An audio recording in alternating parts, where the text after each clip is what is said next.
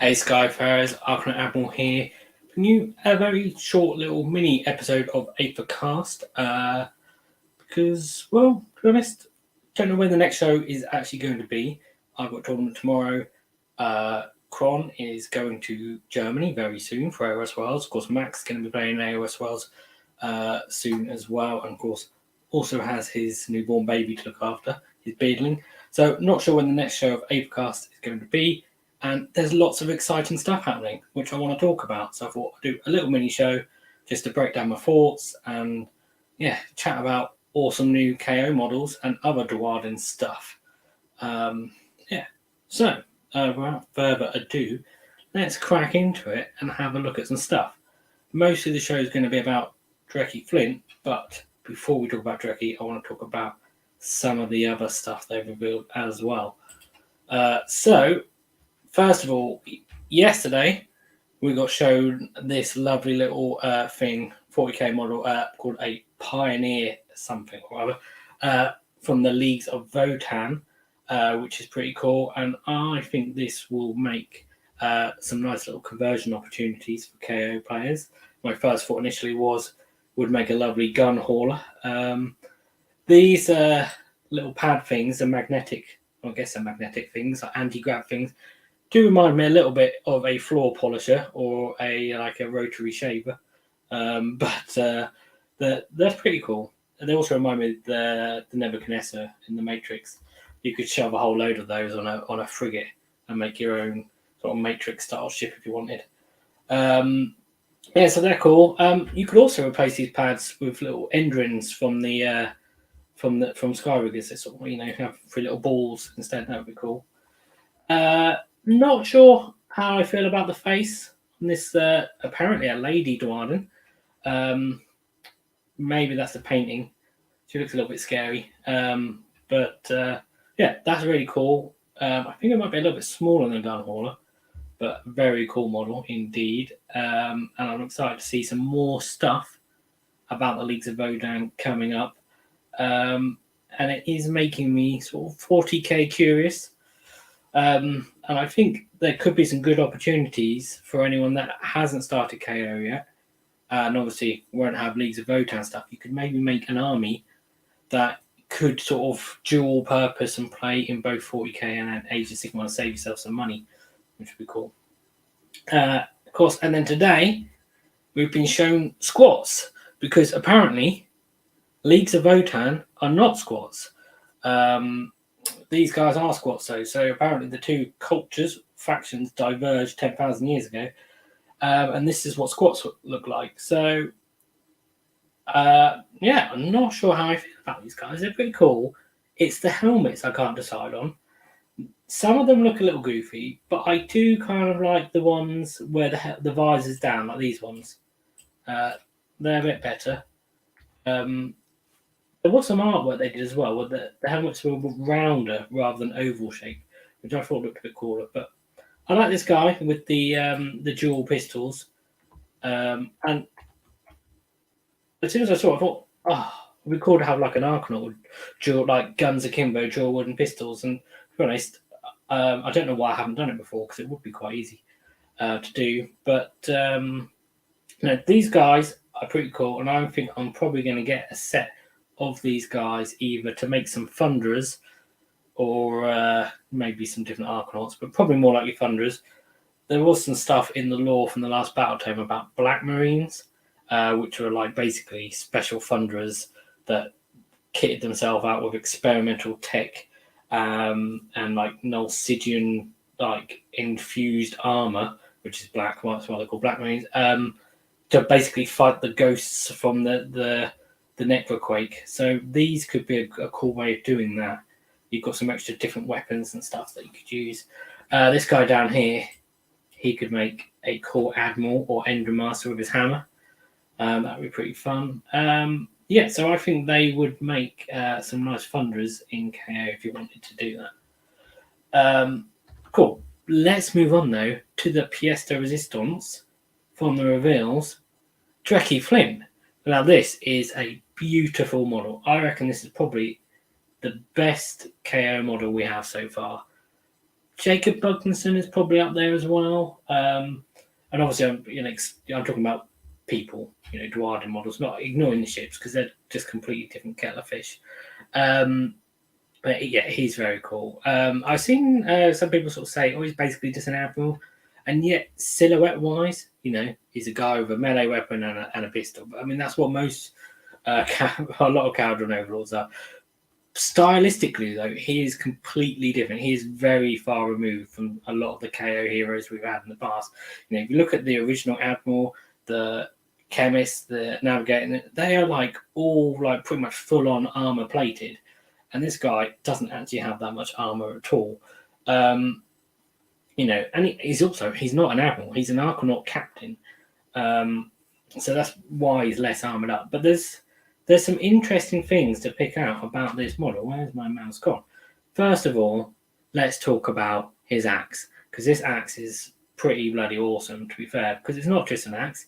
And you might sort of look at it and think, oh, it's also a sky pike because there's got a nice sort of sky pike tip there. But no, it's not a sky pike. Because look here, there's a trigger. So it is actually a gun. It's a sky hook and an axe all in one, which is very cool. But I want to drop a lore bomb for you here because we've got some short stories and stuff about this guy. And this axe here, or the axe that you had mentioned in the lore, was mentioned as, I can't remember the exact word now, but it was basically a standard axe. I quoted it. Where did I quote it somewhere? A minute ago. Yeah. Yes, an entirely conventional hand axe was what he was said to have, which was, mentioned literally paragraphs after mentioning his pistol, which is experimental. So basically, he's acquired this sometime between the story that I'm referencing and now when his model is set. So this is kind of a new piece for him. Mention the pistol. That's really cool. That's an experimental multi-barreled Aethercast gun, which is pretty cool. It's actually named Karen, named after his mother, for some reason. So he's quite a sentimental chap. And in one of the short stories, the one in the White Dwarf, he does like to get a bit theatrical, and he says to someone, "Say hello to Karen" before blasting them away.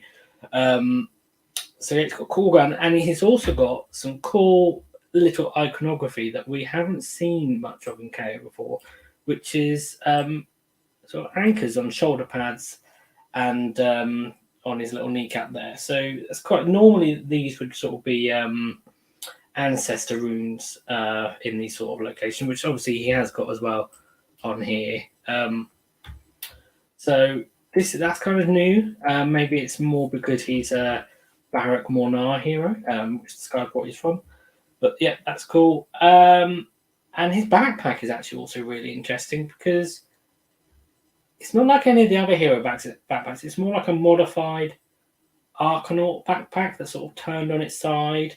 This section here would normally sort of be rotated 90 degrees, and then it's got, like a separate sort of second extra area there. It's almost kind of what it would look like if I was sort of trying to use some Archanaut backpacks to make a hero's backpack by converting a couple of them together to make something bigger. But I do like it. It's cool. And it's also got this sort of weather vane here as well, which is nice. I mentioned the short stories that he's in. So he's in a White Dwarf short story, first of all. The issue 470, which is the story is called Game of Diamond. I don't want to spoil it too much, but that's the introductory story for him. So if you want to read up yourself about Drekki Flynt, then I would start with that one. Let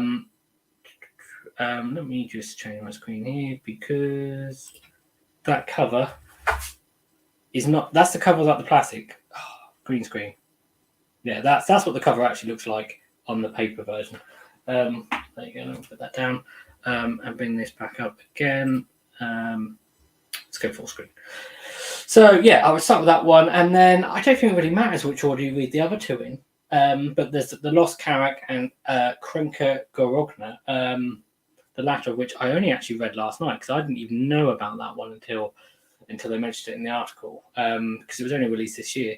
So yeah, they're short stories. Like you can read them in a couple of hours, or well, less than that actually. But you probably read all three in a couple of hours.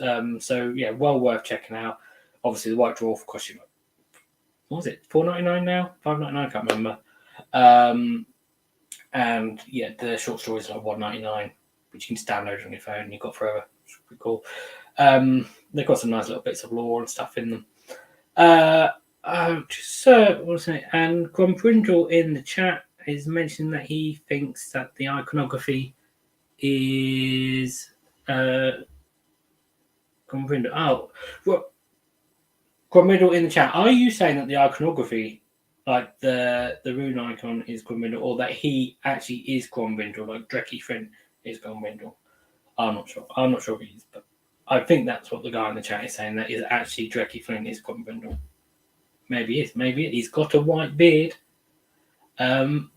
Actually, and also, this is a good point.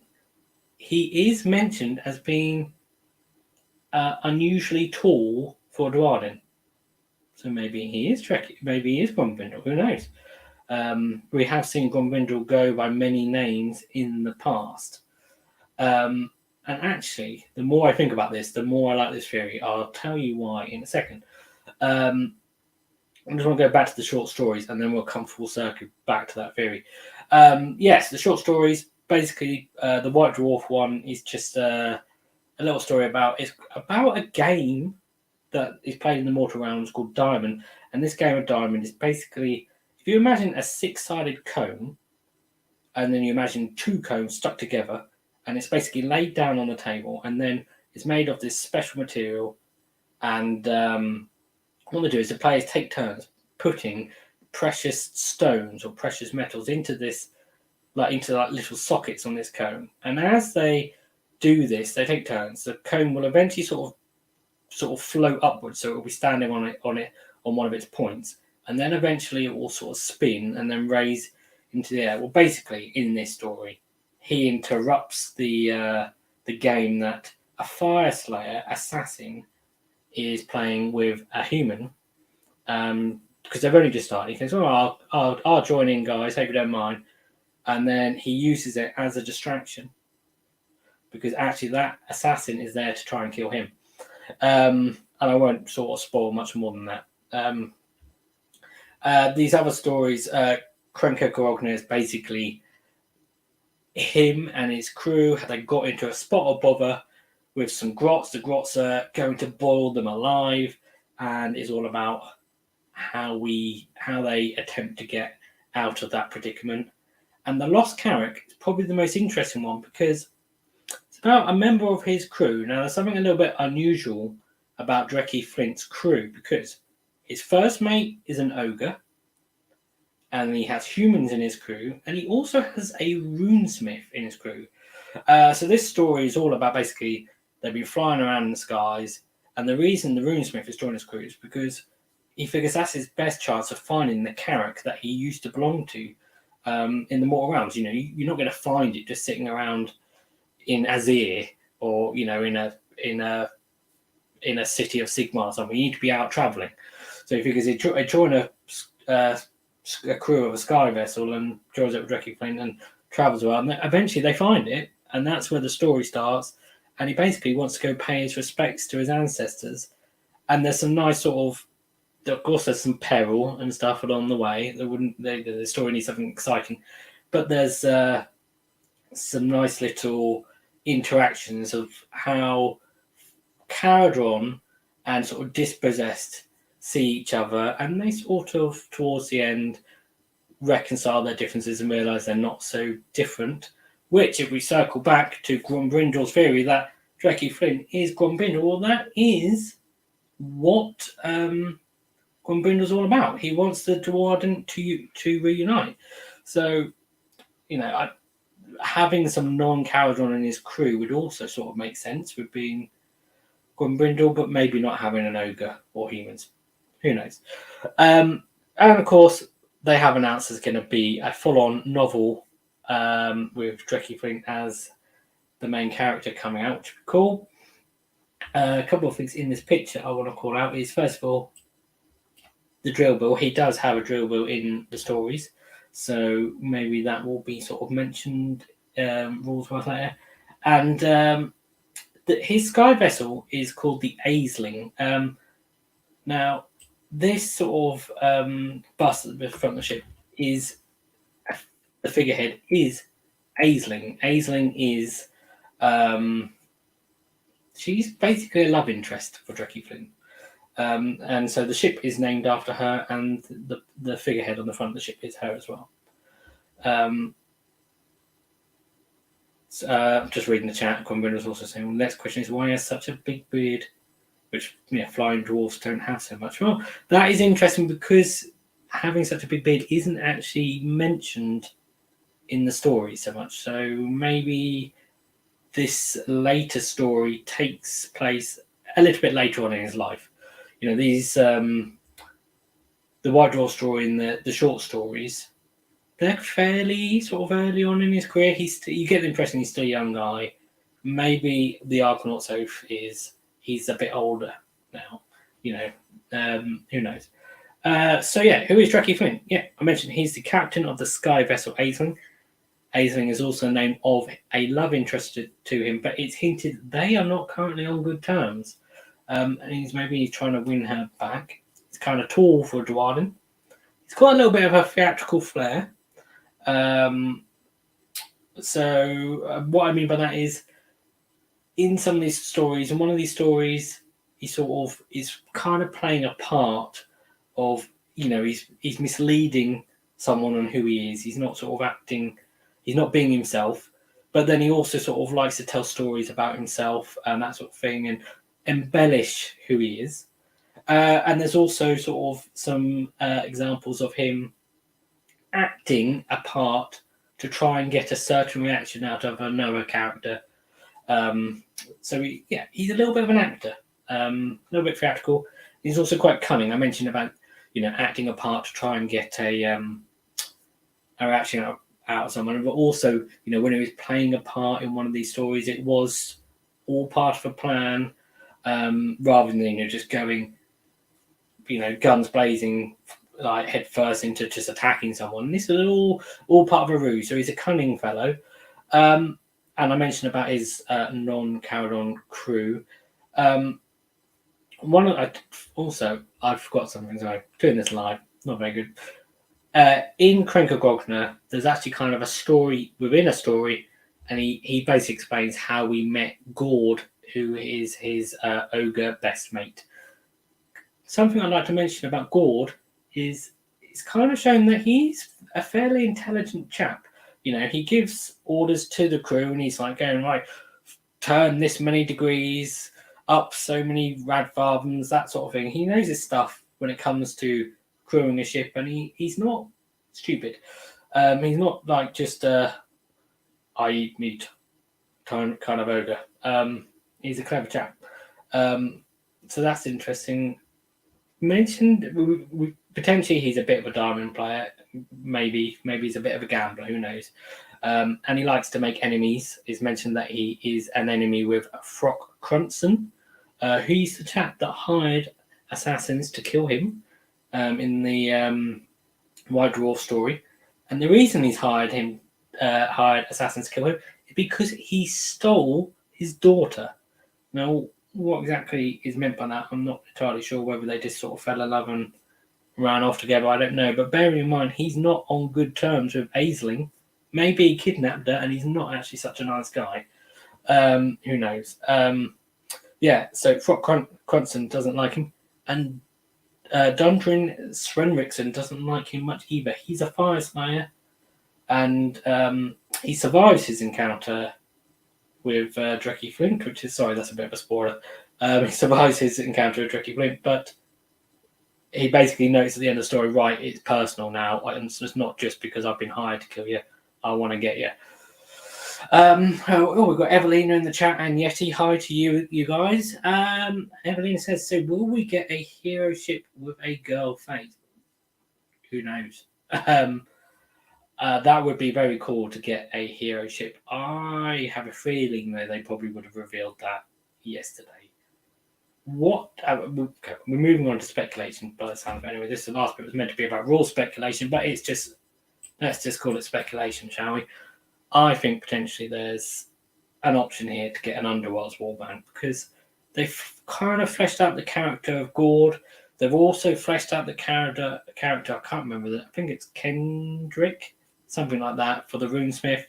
I like the idea of this ragtag warband for it doesn't have to be Underworlds, could be Warcry, but with Drekki Flynt, an ogre, a Runesmith, maybe a couple of Arcanauts as well, would be a really cool warband, something a bit more interesting than just just all Kharadron Overlords. It'd be nice to have a sort of multi-species warband. But what about his rules? Now, they have confirmed he is getting rules for Age of Sigmar and to play with. They haven't mentioned points. So hopefully we won't get another situation of like Dagny Holdenstock, where we have another model where he has a war score and no points. But I think that is purely an issue with Curse City and it going out of print and everything. And I think that's the only reason why we didn't get points for Dagny Holdenstock in the last GHB. And actually, with the new GHB coming, maybe we will get points for Dagny Holdenstock coming up. What other rules we know? Well, he's an Arcanaut captain and he hasn't got much armor, so I reckon a 4+ save probably. He's not going to be that tough. He's not mentioned as being that tough. He's more, actually, his fighting style is more sort of agile, jumping out the way of stuff. So, of course, he's a dwarf, so it's going to be a 4-inch move, even if he's a little bit taller than the average dwarf. Obviously, his axe is also a gun, so that will potentially have some interesting rules. And the multi-barrel pistol Karen will obviously have a couple of different, probably 3 shots. Who knows? Maybe 6. It did sort of seem in one of the stories that you sort of shot twice with it without reloading, so it could be 6 shots. But depends how much they follow the narrative, doesn't it? But yeah, and then hopefully some sort of cool rule.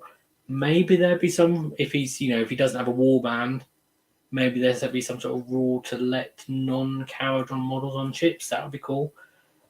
I don't think that's very likely. I think if there's a warband, it would obviously let the warband on the ship, probably. But I don't think it's likely he'd just let non-Skyfarers onto ships, because that would just cause a whole load of problems, rules-wise, won't it? But potentially some buffs that, that's what heroes do, they hand out buffs. Maybe he has a buff that isn't Kharadron Overlords keyworded. Who knows? So, yeah, that's my thoughts, really, of sort of giving you a bit of an idea of who Drekki Flynt is and what I think of some of all these cool models. I'm definitely going to get his model, that's for sure. Maybe 2, because there's a cool beard and stuff. Do some fun conversions. And I'm probably going to pick up these chaps here as well. Maybe this. I don't know about this yet, because I feel like if I was going to do conversions with a gun hauler for this, it depends on it depends on the size and the cost and stuff. I've already got like another gun hauler sitting there on Sprue. I would like all my gun haulers I like them to be different, but cohesive in a way, and this is quite far removed, so who knows. Depends on price and things, but these guys, I already was toying with the idea of the Black Marine, so I'm definitely going to get some of them. 1, 2, 3, 4, 6, only 8 models in the kit, which is a bit annoying. I had to buy 2 kits because I want to make 10. And Evelina asked in the chat, will he be bound to a skyport? Well, he is from Barrett Molnar, but who knows? He is a bit of a pirate, and he's a bit out for himself, so we don't know. Whether that'll make a difference rules-wise, I don't know. He's obviously going to be a unique hero. Going back to the rule speculation. We'll go back to the screen. That's what I'm talking about. is going to be unique. We know that for sure. So he won't be able to take artifacts and command traits anyway.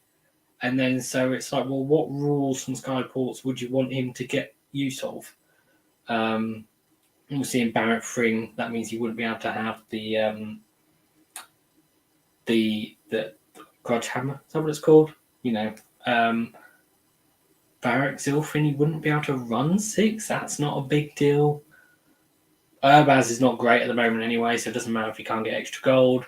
So if he is keyworded to Barrack Mornar, I don't think it's going to be much of an issue. I'm trying to think if there's any other rules from Skyports that really matter. A lot of them end up getting used on ships and things, so But there's probably something really obvious I'm missing. You're not, but like Zilfin, you're not going to use your hero phase move on him. So, I don't think it's necessarily a big deal. Probably, it depends on where they go with the lore of him. If they want to show like that he's a Barrett Mornar pirate, then he'll be Barrett Mornar. If they want to be like, well, he's sort of from Barrett Mornar, but he's kind of just like out for himself, then he won't be, bound to a Skyport. But yeah, that's it. I hope you enjoyed this sort of format of just a very short show. Maybe as I'm saying goodbye, I should have myself on screen there. That'd be nice. If you like the show, please hit like. Please subscribe for future Kharadron Overlords and Duardin content. Maybe there'll be squat stuff in the future. Who knows? Depends if I end up getting, dragged into 40k. I'm getting a bit curious now. So if you like the show, hit like, subscribe, all that jazz. And let me know in the comments what you think of Drekki and the Pioneer floating, trike, I guess it is, and also the Ironheads, the squats. Let me know what you think of them. Thanks for watching, Skyfarers, and I will see you again soon. Goodbye.